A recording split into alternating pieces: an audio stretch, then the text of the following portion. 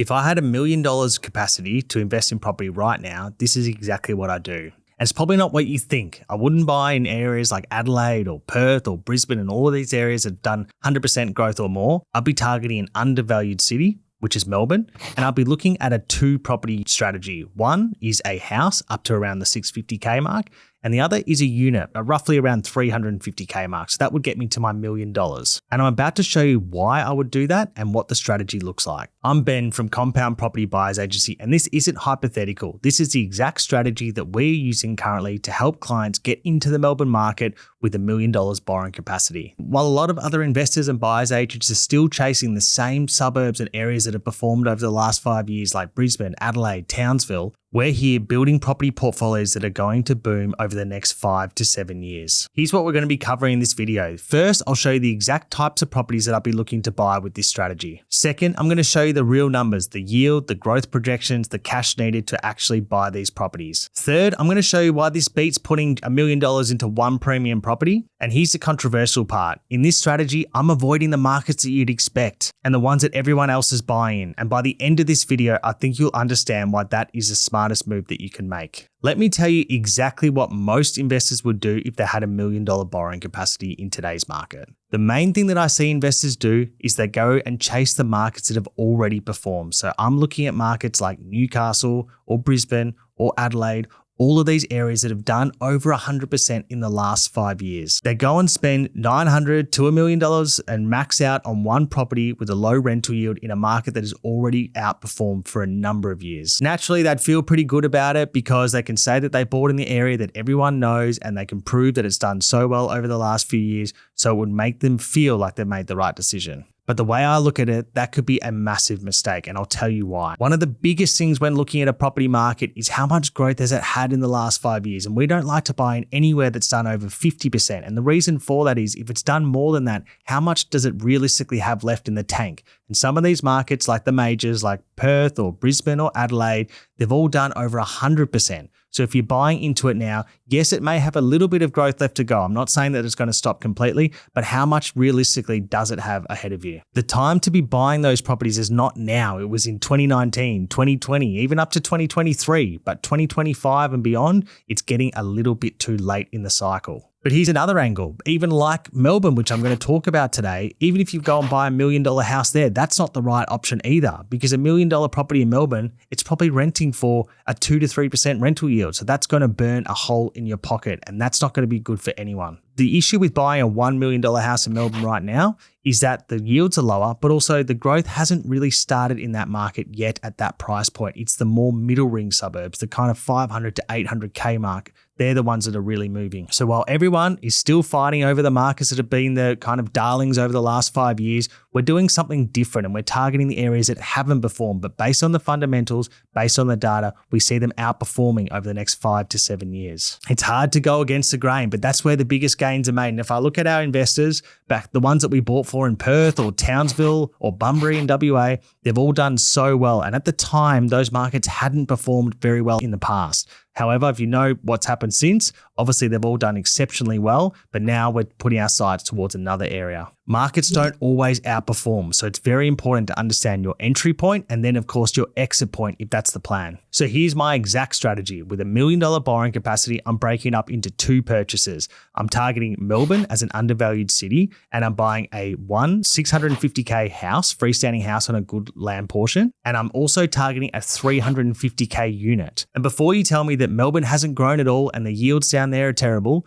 I'm going to show you why this strategy counteracts those arguments and is the perfect strategy to enter into this city. And before you tell me that Melbourne hasn't grown and that the yields are really low, let me show you why this combination is absolutely perfect to get growth and cash flow over the next 5 years. So property number 1, the 650K foundation house. This is your capital growth machine. I'm targeting areas in Melbourne, freestanding houses on good blocks of land between 600 to 800,000. So these are freestanding houses on large blocks of land in Australia's largest city with prices that historically don't make any sense. Think about this. Melbourne is now the 6th most affordable capital city in Australia. It's the largest population, but the 6th most affordable. Now, traditionally, it has been the 2nd most expensive behind Sydney. But today, areas like Adelaide, Brisbane and Perth have all grown so much that they're now actually more expensive than Melbourne. It's become such good value that you can still target a freestanding house on a good block of land, less than 25Ks to the CBD, under 700K. I'm not talking about miles and miles away. I'm talking about inner city suburbs. When Melbourne starts moving, these affordable houses in established suburbs are going to lead the charge. Now, for the purpose of the strategy, the yields in Melbourne, they're not going to be the greatest. So we're looking at, for a freestanding house, we're looking at a yield between kind of 4 to 4.5%. But here's what you're really buying. You're buying a scarce asset in an undervalued city in Australia. So with the budget of $650 that I'm setting for the challenge, you can target, there's 2 different options for the house market. You can target a 3 or 4 bedroom, kind of newer style house on a smaller block, roughly around kind of 300 to 400 square meters. Or you can go an older, more established home, like a 3x1 or maybe a 4x2 on a kind of 500 to 600 square meter block. Both options are good. It just depends on the type of investor that you are. Do you want a bit more of a set and forget, or do you want something that you can add a bit of value to in the future? You need to be careful though. It's not as simple as just buying anywhere in Melbourne. You've got to stick to the fundamentals. So you need to be targeting established suburbs with low vacancy rates, areas that have low available land to build on, and areas that have low building approvals with future supply. Another thing that you want to target too is just be careful of areas with high public housing and make sure that you're buying in desirable pockets of the suburb. To achieve this, a house around the 650K mark, the suburbs that I'm liking at the moment and that we're actively sourcing, areas like Hoppers Crossing, Werribee, or even the Frankston LGA, which a lot of people are familiar with. Property number 2 is what we call the cheapie, which is a unit, right? Roughly around 350K. Now, this is your cash flow balance. I'm targeting units, villas, townhouses in Melbourne. Prices between, we bought one for 220K up to say 500K, but for the purpose of this, we're looking at around 350,000. This property does 2 things. It gives you a solid rental yield. We're looking at kind of 6 to 8%, but it also gives you good, strong growth potential for the future. The beauty of this strategy is diversification in a market. So we're not buying in Melbourne and then say buying in Brisbane or Adelaide just for diversification. We're buying in the market that makes the most sense, but we're diversifying over 2 different asset types and prices. People say units never grow, but if you have a look at Perth, Adelaide, Brisbane right now, the unit market is going crazy. And the reason for that typically is that house prices become unaffordable for local residents, and then people start to look at units. So we do see that at the later stage of the cycle, units start to perform really well. For units, though, you need to be careful. We're not talking about high-rise apartments with heaps of new supply coming and really high strata fees. We're talking about your red brick, 70s or 80s build on a really strong land component with really low strata and a small number of units in the complex. It means you still get a strong land component, but the most important thing with these properties is that you're buying them under replacement costs. So if you speak to a developer or builder, to build a 2-bedroom unit in today's market, it costs around $500,000. So if you can pick one up for $350,000, then supply is not an issue because the new supply is going to cost a lot more than you're paying for the established. As far as your options, you can target villas in more outer areas with a land component. They might be one of 2 or one of 4. Or if you want to go more inner city, blue chip areas, I'm thinking you can target like 1-bedroom or 2-bedroom units. And I'm thinking areas like St Kilda, Caulfield or Melbourne East. The reason that this strategy works is you're now deploying $1 million into an undervalued city in Australia that's going to perform in the long term. The way that we're structuring it, you're getting the house with a strong land component for the growth, and you're also getting an undervalued unit for growth and cash flow, which is going to balance out the portfolio. It then gives you flexibility in the future to sell one and pay the debt off the other or whatever it might be. You're also getting exposure into multiple suburbs in the area. Or this isn't, buy and flip in a year or so. These are strong fundamental areas, and we're looking at a minimum 5 to 7 year hold to get the maximum value on these properties. Okay, I know property content can get pretty vague sometimes. So let's look at 2 actual examples, the real numbers and the real purchases that I would do if I had $1 million capacity. Starting with the first one, the 650K foundation house. So this is a property that we bought earlier this year in 2025. So this is a 4-bed, 2-bath, 1-car garage on 416 square meters of land. Now, like I said, there's 2 ways to go about it. You can buy a more older style house on a bigger block or a bit more of a newer house on a slightly smaller block. Both can work really well. It just depends what type of investor you are. Now, this particular property presented pretty well. We're really comfortable with it. We paid, in the end, I think we paid $646,000 for this property, $646,499 to be exact. We've since had it revalued, I think close to 750. So it's done exceptionally well in a very short time. But I'm going to show you kind of the numbers on that. So this particular property, 646,000. The rent here, we're actually pretty lucky. So I think the rent was over 4.5% because we're buying pretty early in the cycle. So yields typically tend to compress as prices get higher. So I'm going to say that we paid, it was roughly around 4.6%, 570 a week. Even on real estate now, it's saying it could rent for over 600. So it's probably higher now, but just talking it through. So there's two ways you can buy a property, or there's many ways you can buy a property. We like to buy either on a 20% or a 12% deposit. Now that's a video for another time, why we say 12 and not 10. But if I have a look at an 80% deposit in this scenario, including all fees, stamp duty, legal fees, insurance, this particular property was $168,000 of deposit and cost, and then your loan $516,800. Okay, so if we look at the cash flow of the property, because really important that cash flow is the lifeblood of a portfolio. So we have a look here on the 4.6%, you've got 28,000 roughly rental income. Then you've got your cost, you've got your loan interest, you've got property management fees, you've got building and landlord insurance, you've got council and water rates, and you've got land tax in Victoria, as I mentioned. Roughly about 975 for this one, could be ticking over into the 13 or 1650 category now. So if I have a look here, this property is going to cost around $10,000 or just under $11,000 to hold this particular property. So it's actually pretty good. It's actually not too bad for a property of this value. So I'll talk you through the numbers of the second property that we would be looked to buying. Okay, so the next one is what we call a cheapie. So this is a villa unit in an area called Melton. It is a 2-bed, 1-bath, 2-car garage. So that's actually pretty rare. It's like more of a carport on 213 square meters of land. So it still did have a strong land content. Now, we bought this in May 2025 for $320,000. Now, it's already valued at least $380,000, probably more, but it was pretty undervalued at the time. So if you have a look here, really well presented 2-bed, 1-bath villa unit. It's actually pretty central to in Melton. Now, Melton is an interesting LGA because there is definitely developable land, so you do need to be careful. But if you look at the population growth of Melton, it's going to go from something like 280,000 to over 500,000 over the next 2 decades, I think. So extremely fast growing region and still really good commute to the city. So if we look at the numbers on Unit Street, so say we paid 320,000. Now the yield on this one, it's around 7%. So it's a bit higher. So it's about $400 a week rent. And we're going to go at 80% again. So if we went at 80%, including all fees, stamp duty, legal, insurance, this property is about $83,000 to purchase this property in terms of total upfront. If we go to the cash flow now, so at $400 a week, that's nearly $21,000 in rent. You've got your loan interest, you've got your property management, you've got your council rates, water rates, and of course, you've got your land tax as well. So this property would be roughly $1,100 negative, so nearly neutral. So if you think about that, we've now purchased a house for around $650. We'll purchase a unit for $320.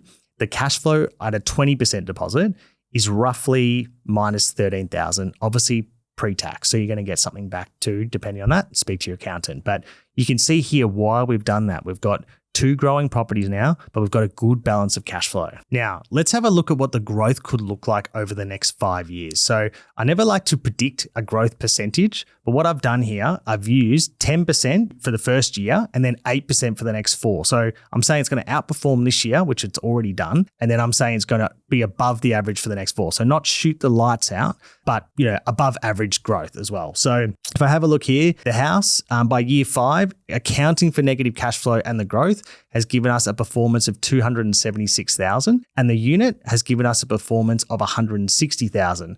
So we are at $420,000 of growth across these 2 properties. So that's almost $500,000 in equity just from picking these 2 properties at the moment. Now, I'm not going to lie to you and say that this is a completely cash flow positive portfolio. In fact, we had a look at it. It's going to be around 13, even say up to 15,000 negative across the 2, but I've accounted for that in the total returns. The difference is though, it's sustainable. So it's not bleeding you cash. You're not over leveraged. And over the next 5 years, as those rents continue to grow, it will move much closer towards a neutrally geared portfolio. Compare that to buying, say, one blue chip $1 million property at a 2 or 3% rental yield. That could be out of pocket between $500 to $700 a week. So for me, this strategy makes a lot more sense. So the obvious question, Ben, why wouldn't you just put the $1 million into one good asset in Melbourne? Well, it's a great question. I'm going to talk you through exactly why I wouldn't do that. The first one is the yield problem. Typically, the higher the property price, the lower the yield starts to get. And the reason is rents kind of have a ceiling and a cap as opposed to house prices. So $1 million property in Melbourne today might yield 3%. That means you're going to be out of pocket a lot more than with my other strategy. So if you take into account your loan repayments, your council rates, your water rates, your land tax, you might be out of pocket between $500 to $700 a week. And for a lot of investors, it's just not sustainable. Another thing with those properties on the cash flow is that it's quite easy to lose a tenant at that level, and they take a little bit longer to replace because the rents are a little bit higher. So the vacancy downtime can actually affect the cash flow even further. The second reason is that the growth just isn't there yet. Okay, so I'm not saying that they're not going to perform. They are going to perform. But what we're seeing and what we always see in an up and coming growth market is that the bottom end always rises first. So if you want to capture that growth for sure over the next 5 years, the price points that I'm talking about are already starting to perform. So you're going to see a much quicker result as opposed if you were to go in the $1 million price point. And the third is diversification. I always like to spread my risk across many properties. In fact, I could even look at spreading this over 3, but I think the 2 is a good start. The reason for that is if you lose a tenant in one, you've still got the other paying rent, and it means you can sell one down the track and you're not putting all your eggs in one basket. The bottom line is one premium property may feel better and people might be more impressed with the property. It's probably in a nicer suburb and something that you probably would want to live in. But if you're investing strictly on numbers and results, then I would much rather go into 2 properties over the 1. Here's what I keep coming back to. Everyone at the moment is doing the same thing. They're buying Brisbane or Perth or Newcastle because there have been markets that have outperformed in the last 5 years. They're chasing the past gains and not thinking about the future results. And in 2 to 3 years, once Melbourne's growth cycle is well and truly in place, everyone will look back and say, I wish I'd done it sooner. The time to buy is when everyone thinks you're crazy. The time to buy as well is when the headlines are all negative. Once they're positive, it means it's too late. Right now, that's Melbourne, and this 2-property strategy, a $650K foundation house and a $350K cheapy unit,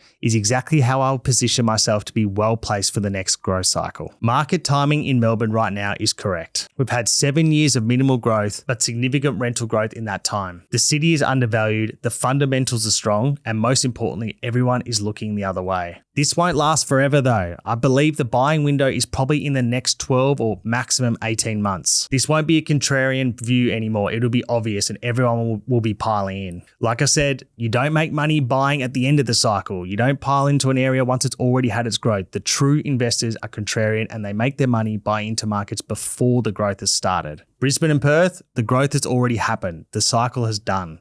Melbourne, it's just getting started. And specifically this 2-property approach, by balancing a capital growth play and a strong cash flow, you're getting the best of both worlds without having to sacrifice. If you want help implementing a strategy like this, there's a link in the description below to get in touch with us at Compound Property. We're an Australia-wide data-driven buyers agency that help you buy high growth and high cash flow properties across the country, and most importantly, to build out a property portfolio. But whether you're going to work with us or not, the message is clear. Stop chasing the markets that have already grown and start looking into the ones that haven't. That's how you build real wealth in property, not by following the crowd, but by thinking 2 steps ahead of them.